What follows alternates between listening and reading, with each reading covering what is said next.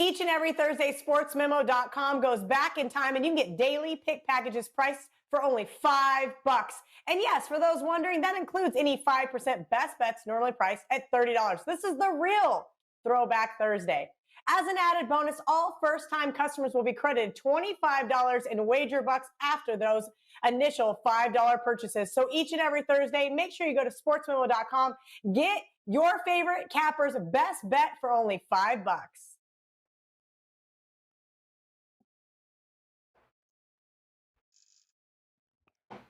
All right, away we go. Welcome in here to this Wednesday edition, of the College Basketball Tip-Off Show, powered by WagerTalk.com. Great card here tonight. Some very important games in some conferences around the country. Tipping off, I believe, game one here in just about the top of the hour, 2 p.m. Eastern time. But we've got 4 games we're going to talk about here tonight. Those games will include the SEC as we take a look at Alabama and Arkansas. We're going to go to the Big Ten. Indiana, can they turn it around, taking on Rutgers? We got the Bonnies also. That's an early game here today, 5 p.m. Eastern time. Bonnies taking on Davidson and Xavier, Providence. A little Big East matchup going on, and we are going to break these games down with 3 of the absolute best. Let's introduce you to them. Tony Mejia back in the house here today, as is SportsMemo.com's mid-major Matt Josephs. And, of course, we welcome back Dave Koken to the house. And take a look at these Twitter handles, guys. This is how you can reach them. Make sure you give them a subscribe. Follow these guys at Mejia Dinero, at Dave Koken, at Mid-Major Matt. Tony Mejia, my friend, welcome back to you. And how's it been going college hoops-wise? And more importantly, what do you got going up at Wager Talk today? Oh, and we got him frozen. So we're going to you, Matt. Let's go. Mid-Major Matt, welcome in. It is SportsMemo.com. Matty, how have you been? What's been going on with you at SportsMemo.com?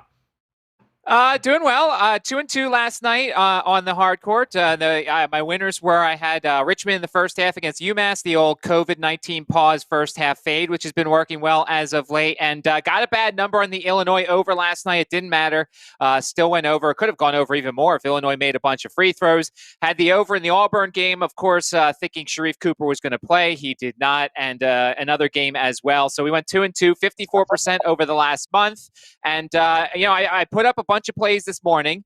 The numbers moved, so the all-access clients got the good numbers. So I took those down, put up a couple of different ones. So I have a 3-pack up on sportsmemo.com for $19. All right, see, it's a good day there. And, of course, Dave Koken, my friend, welcome back. We missed you yesterday. I understand you've got a couple of very interesting plays here tonight up at WagerTalk.com for just $19.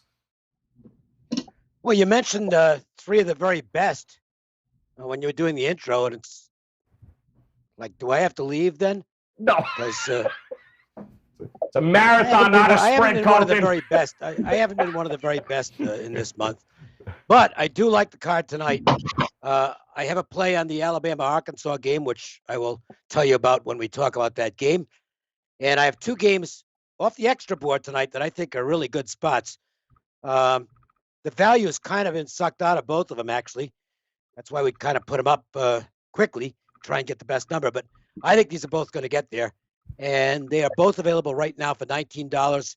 Go to my homepage, which is wt.buzz/DC. And you can also view my video there that I did on the Alabama-Arkansas game, which I'll basically be repeating here. That's also available on my Twitter feed at Dave Koken. And that's enough about me. It's certainly a marathon, not a sprint. Don't let Dave fool you here. You're with him for the last 12 months. You're probably retired right now. Tony Mejia, welcome back, my friend. We missed you there, but we got you back now. So talk to us. I was asking you how you been since the last time we saw you, and what do you got going on tonight at Wager Talk? Oh, I've been pretty decent. Going on tonight at Wager Talk, we got a 5% NBA play. That's a rarity. It's just the 4th one of the season. Have a 4% play in Champions League, which kicks off in roughly an hour. Atalanta and Real Madrid square off. I've got a side and total for that, and a side in the other game between Borussia Mönchengladbach and Manchester City. And then, obviously, this is a college basketball show, and I'll have plenty of college basketball stuff. available after this. We're going to talk Arkansas and Alabama. Everybody's really hyped up about that game because that line looks a little fishy. Yeah, no, it certainly does here, but we're going to get that going here in just a second. We're going to start, of course, with that 5 p.m. game with Davidson and St. Bonnie's, but we do want to run through some of those quick covers from last night here. There was an upset. There was a few things actually going on last night. But Ohio and Akron, as you can see, making that list. Arizona State taking a can of whoop ass out on Washington there last night. A season worth of frustration taken out.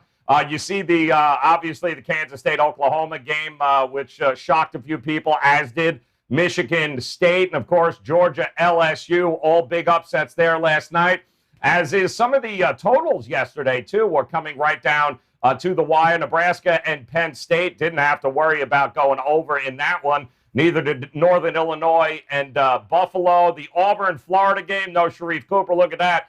24 points under, and Texas Southern and Mississippi Valley State, which Ralph talked about here on the show. Unfortunately, Mississippi Valley State didn't bring their A game. I'm not even sure what the hell that is, but it went under by 24. So don't worry about it. We got you covered here with today's 4. And now we're going to start with the St. Bonaventure and Davidson game. 5 p.m. Eastern time here today, guys. Atlantic 10. I'm coming to you first, Tony Mejia. This one opens up. Davidson, a small favorite.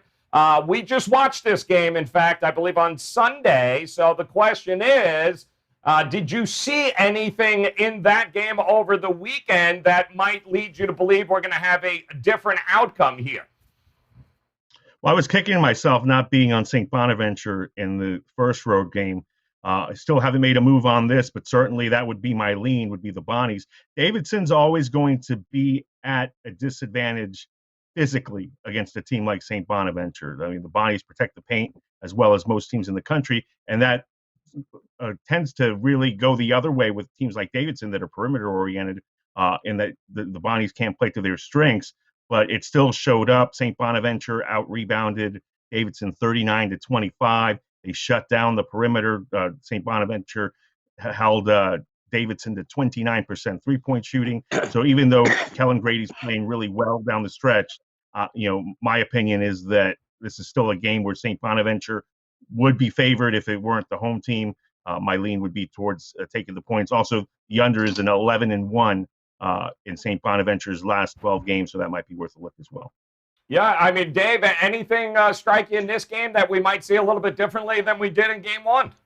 I'll go opposite, Tony. I think Davidson will pull out this game. I think it's going to be a close game, but Davidson's going to do what they do, which is shoot 3 balls all game long. And I mean, they were really silly with the 3-pointer in the first matchup. They shot 37 threes and only 16 twos. I don't know that the imbalance will be that great tonight, but I would expect that Davidson's going to be firing up threes. Bonaventure made a lot of threes in the game over the weekend. They were 11 for 21, and they're not that good a three-point shooting team. I think Davidson gets them tonight. Quick rematch. Davidson's tough at home. Close game. I didn't bet it, but I would side with the Wildcats in this one. All right, mid-major Matt Joseph, sportsmemo.com. My friend, break the tie here, one apiece. Where you going to go? Side, total? How are you going to approach this? This game's going to end in a tie, so that way we're all but actually, I agree with Dave here. I think Davidson might be the play here in terms of, if you look, they're coming off a pause a couple of games ago. So they play the D3 school, but Bragovich and Menenga didn't play in that game. So it's like their pause continued, and the coach talked about how their endurance wasn't there. So they come in, they play this next game against St. Bonaventure, the first one in Olean, and they didn't play a whole game, and they didn't play a ton, and they looked like it in the second half. Their legs started to go a little bit. So you hope as we get further and further away from the pause, the endurance continues to be there. As Dave said, I think that they're going to shoot plenty of threes, but they're going to shoot more twos, get to the line a little bit more. I lean to Davidson here. I didn't play it officially, but if I had to play something in this game, I agree with Dave. I think Davidson is the way to go in this one. All right, 5 p.m. Eastern time on the tip-off of that game, guys. The next one will be at 8 p.m. We're going to travel to the Big Ten and look at this Indiana Hoosiers team who is going to travel to everybody's favorite destination, Piscataway, New Jersey, tonight here for this battle against Rutgers. And Dave, I'm coming to you. It opens up -3 here, total at 133. It's not been a good, let's say, last 10 days here for Indiana. Do you like Rutgers' chances in this one to take care of business on home court? Well, it hasn't been much better for Rutgers, has it? Yeah, well. I mean, what an egg they laid over the weekend. I mean, that was a big game for them against Maryland, and they were terrible. They were absolutely terrible in the game at everything. Their defense wasn't very good. Their offense was horrific. And now they've lost 3 out of 4. I'm not even going to try and guess at the tournament stuff, but they're 12-9 and they're below 500 in the conference. So this is a really big game for Indiana. They need to, or for Rutgers, they need to get right in this game. And I can't trust them off what I saw against over the weekend in the Maryland game. That's a team they should have handled. Maryland, it was a good matchup for them because Maryland's a team that has to generally get things done with their guards, and Rutgers figured to do well in the paint. They didn't. They didn't defend well. I mean, it was just a really bad game. I tend to think the quality teams will bounce back off a game like that. So I guess I'll side with Rutgers, but I'm not comfortable laying the points here. I can tell you that. All right, old mid-major Matt, coming to you, my friend. I can't even imagine losing at home to Indiana would just be devastating to this Rutgers team here tonight. So the line's not moving much either way, total inside. How are you looking at it?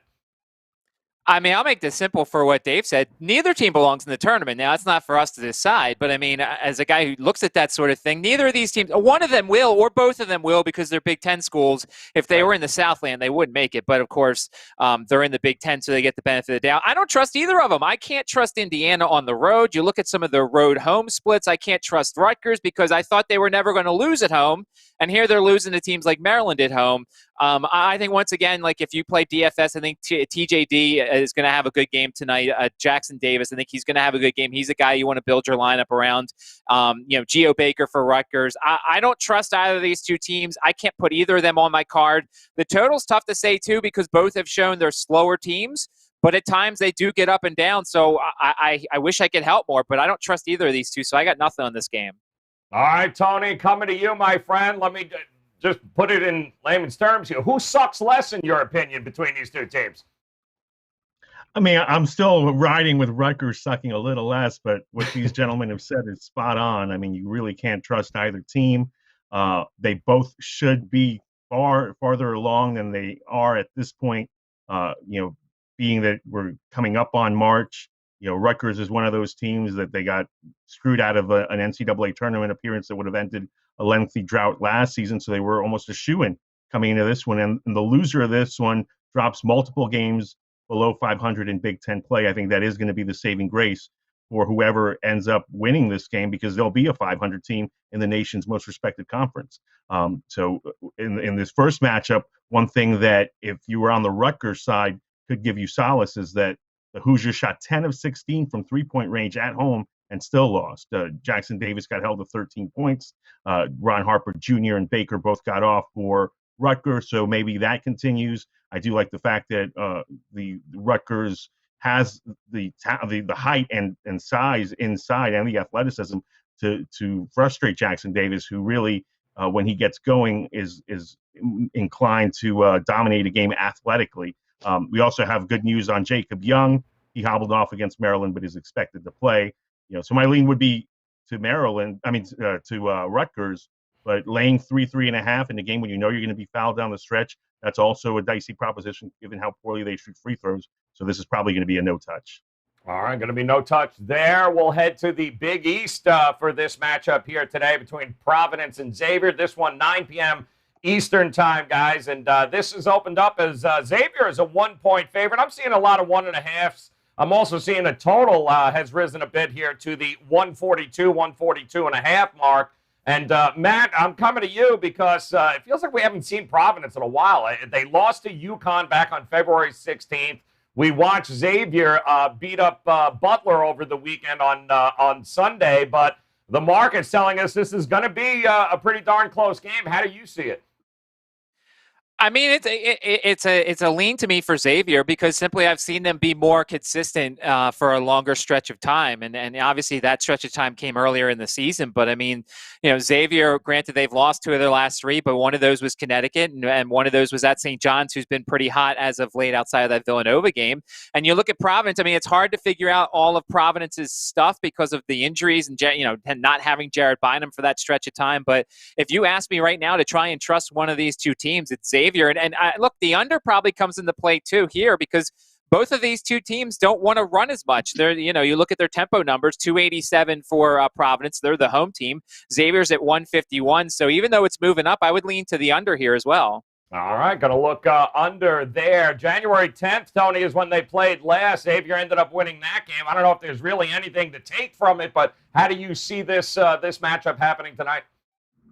Well, I remember that game really clearly because I was on the over in that game, and both teams hit big shots in the final minute to help it get there. The biggest shot of the game was the Colby Jones 3 right before the buzzer. Final score 74-73 as Xavier survived. That was when David Duke was running really well. And since then, he's really hit the skids. Maybe with Bynum back, he's going to be able to finish strong. And that really has to be where, if you're going to back Providence, you're hanging your hat because the Friars really have not as much to play for as the Musketeers. It looks like their season's going to end when the Big East tournament ends, unless they win it. And Xavier has a really legitimate shot to make the NCAAs as an at-large team. Colby Jones went 0 for 6 against Butler this weekend, and they still won 63-51. Fremantle dominated inside. He's going to have his work cut out for him. And this will probably be a little closer than I expected it to be. I have Xavier winning comfortably. Seeing that line kind of maybe get a double take, but I'm still going to ride with the Musketeers, and I'll lean towards the under on this one, given that both teams will have a better game plan for one another than they did in that first meeting. It hasn't been. It's been a strange year for Xavier, Dave, as far as consistency goes, with stoppage and COVID and this and that. They're losers of 4 of their last 8, so they desperately need a win here. How do you see it going down? Well, I don't think Xavier's a tournament team, and neither are the Friars. I think they're pretty close, actually. Xavier's got a good record, but I think that's kind of phony. And they're not in good form. You can throw out the Butler game. They were down to I think they had some walk-ons that might have seen minutes in that game. I mean, they are extremely shorthanded right now and showing no life. So, that's a big deal win. No big deal, actually. The revenge factor, I think, is meaningful here. Friars led 73-66 with a little over a minute to play. Got outscored 8-0 in the final minute, and then lose at the buzzer on a Xavier 3. That's a tough loss, and one that I think they have not forgotten. I just don't see much of a difference between these teams, and I think the home court is going to be meaningful here. The Friars lost to Connecticut last time out, but they were off 2 good wins before that. Win over UConn, which is a quality win, and they handled DePaul on the road, which is not a quality win, but it's still a win. This is one where I think the records are misleading. 12-4, you'd think is a lot better than 11-11. I don't think they are. I think the Friars will get their revenge tonight. Close, but I like Providence.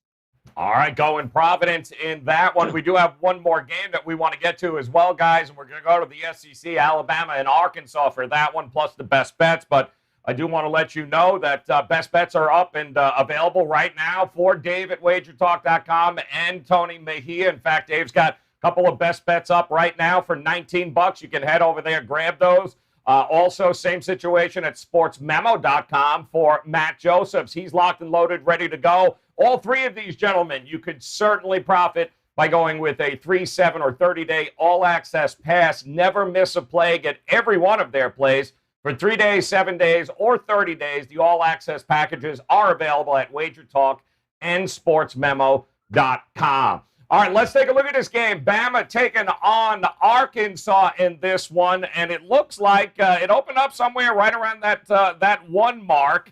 And this is going to be a hell of a game against Arkansas. Total is 154.5. So, Tony Mejia, I'm coming back to you, my friend. This is, man, it feels like a toss-up. Who's going to be the hot and shooting team? Is it an over? Is it an under? Which way are you heading in this game?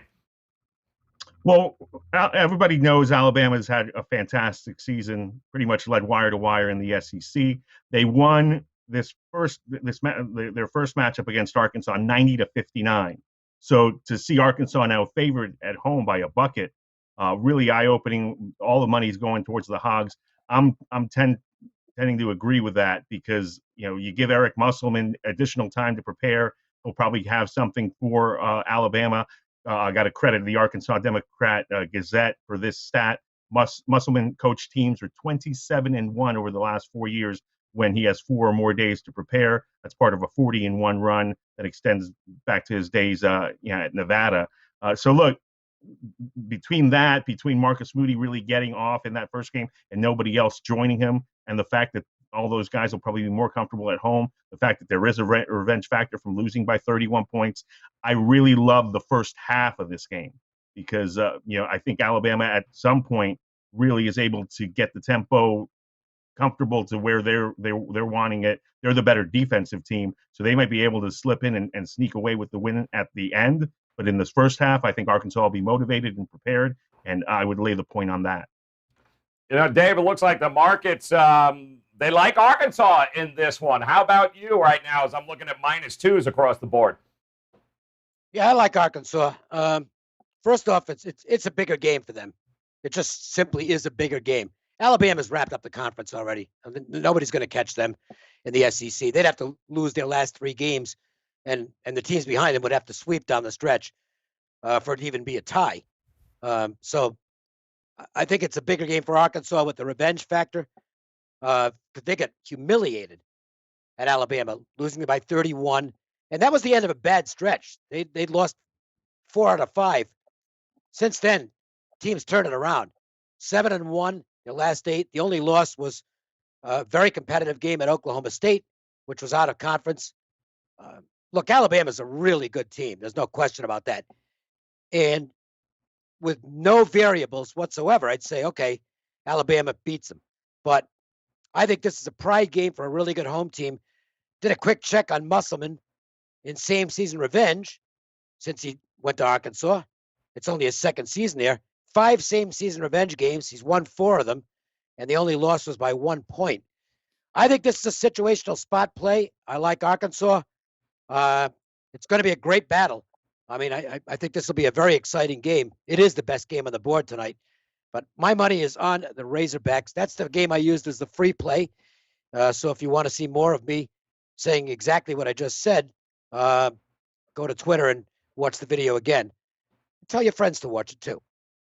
Hell yeah, get over there. And Matt, in this matchup here, with it being flipped, you think the value now lies on Alabama in this one?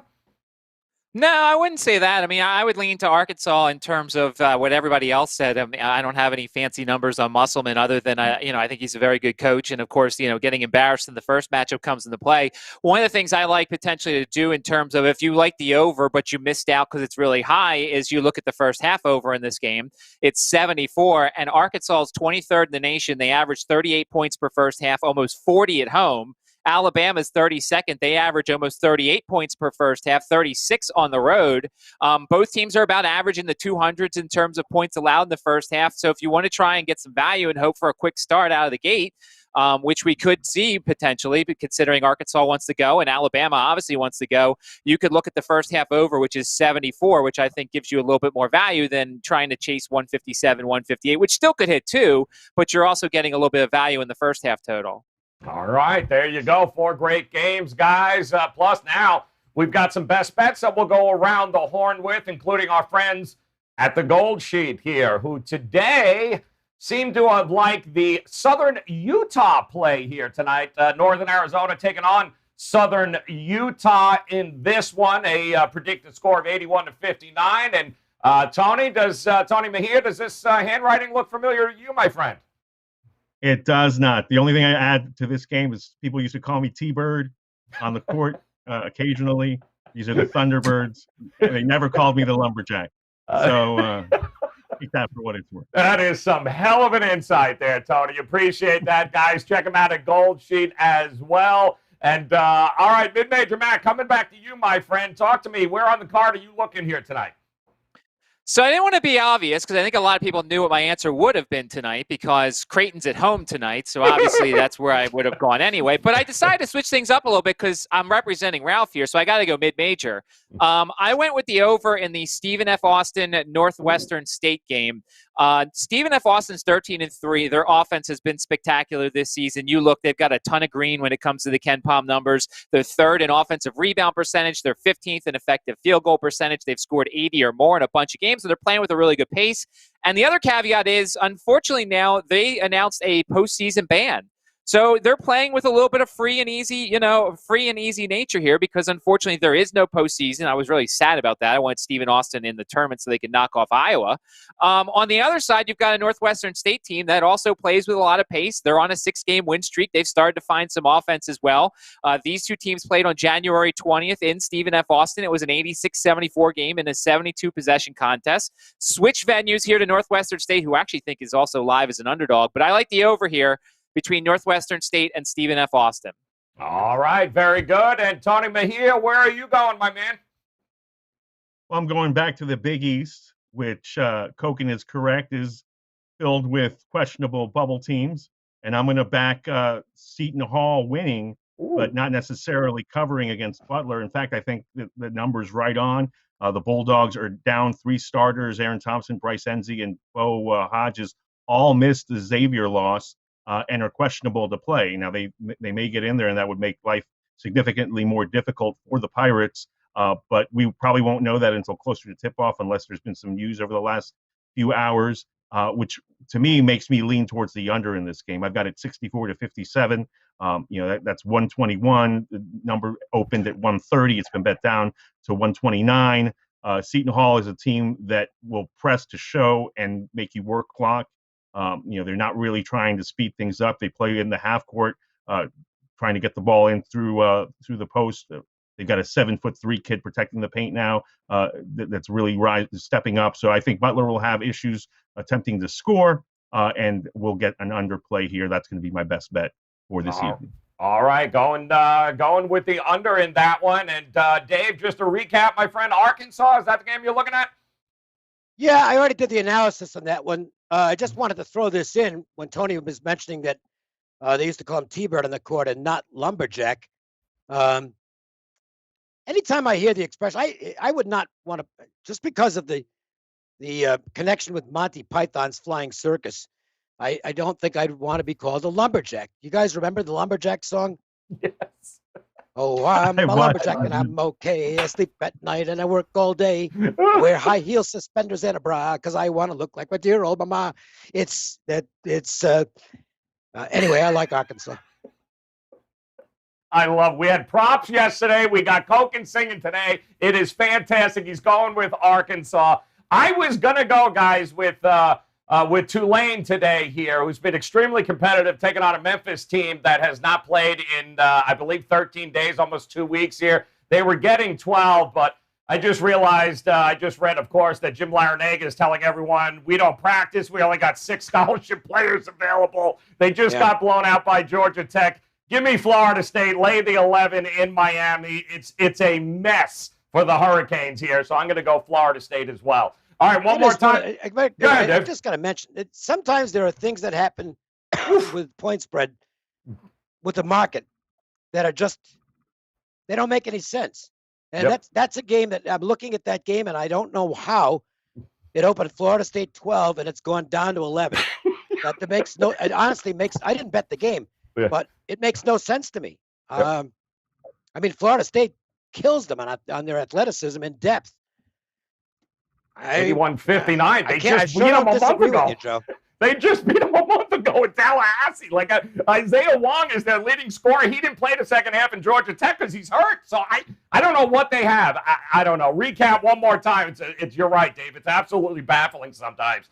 Matt Josephs, he going the over in that Northwestern State in that one, 152.5. Koken likes his Arkansas team laying it 2. Tony Mejia, Seton Hall, Butler under 129.5. I'm going to go Florida State. Give me the points. I mean, I'll lay it rather in this one. It could be by 30 at halftime. And then Southern Utah for our friends at the Gold Sheet. Lay the 12.5. Guys, make sure you head over to WagerTalk.com right now. Dave's got 2 plays locked and loaded, ready to go, $19. Tony Mejia also locked and loaded there at WagerTalk.com.